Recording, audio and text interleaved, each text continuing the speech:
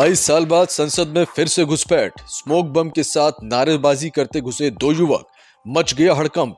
सिर्फ लोकसभा के अंदर ही नहीं, बाहर भी हंगामा। स्मोक बम चलाकर लगाया जय भीम का नारा। क्या होता है स्मोक बम, जिससे प्रदर्शनकारियों ने पार्लियामेंट को धुआं धुआं कर दिया। हैरानी तो जरूर है, पर 22 साल बाद संसद में फिर वही हुआ। 13 दिसंबर 2001 अटैक की याद दोबारा आ गई। लोकसभा की सुरक्षा में सेंध लग गई। कार्यवाही के दौरान दो अनजान शख्स सदन में कूद गए और कुछ स्प्रे करने लगे। इनके कूदते ही विपक्ष सांसदों ने हंगामा किया। सांसद दानिश अली ने कहा, एकदम से धुआं उठने लगा। उन्होंने दावा किया कि एक शख्स का नाम सागर है। घटना के बाद लोकसभा की कार्रवाई को स्थगित कर दिया गया। सांसद हनुमान बेनीवाल और मालूक नागर ने आरोपियों को पकड़ा। जब सुरक्षा में चूक हुई तब बीजेपी सांसद राजेंद्र अग्रवाल स्पीकर की चेयर पे थे। उन्होंने कहा, निश्चित रूप से कोई खामी है। जब पहला व्यक्ति नीचे आया तो हमें लगा कि वो गिर गया होगा, लेकिन जब दूसरा व्यक्ति नीचे आने लगा तो हम सभी सतर्क हो गए। शख्स ने अपना जूता खोलकर कुछ बाहर निकालने की कोशिश की, जिसके बाद धुआं निकला। इसके खिलाफ कार्रवाई की जाएगी। स्पीकर और जिम्मेदार लोग इस पर फैसला लेंगे।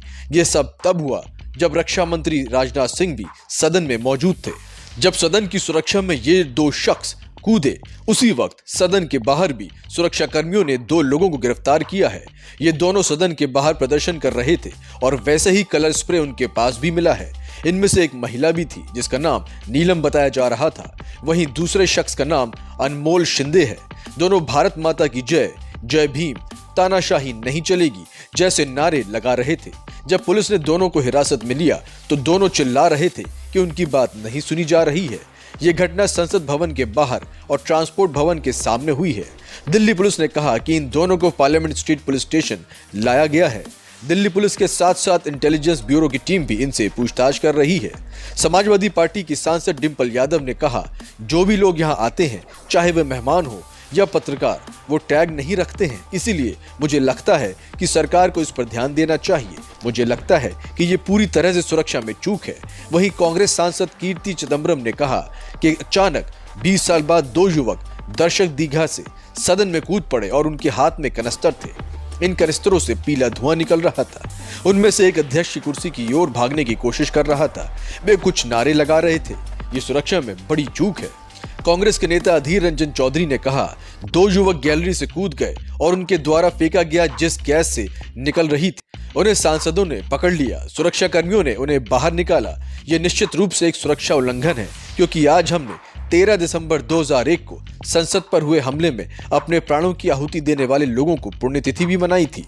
समाजवादी पार्टी के सांसद टीएस हसन ने कहा कि दर्शक दीघा से दो लोग लोकसभा कक्ष में कूदे और जूते से कुछ ऐसी चीज निकाली जिससे गैस फैलनी शुरू हो गई।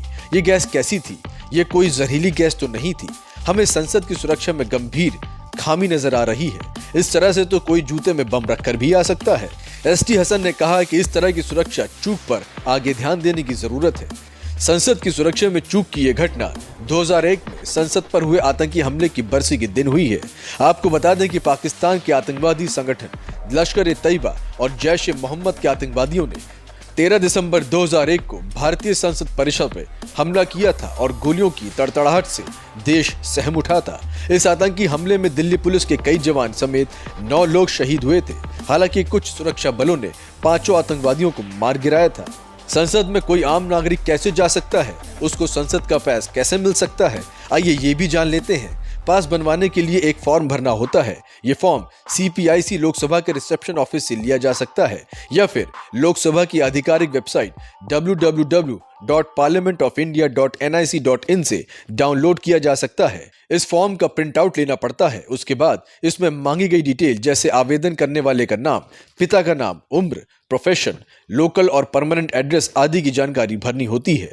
फॉर्म को पूरा भरने के बाद इसे एक लोकसभा सांसद से वेरीफाई कराना पड़ता है। मतलब लोकसभा सांसद के फॉर्म पर साइन कराने पड़ते हैं और मोहर लगवानी पड़ती है। फॉर्म को आप अपने लोकसभा क्षेत्र के सांसद से भी वेरीफाई करा सकते हैं। इस बात का ध्यान रखें कि पास एक दिन के एडवांस में बनाए जाते हैं। मतलब अगर आपको कल की कार्रवाई देखनी है तो आपके पास आज पास बन जाना चाहिए।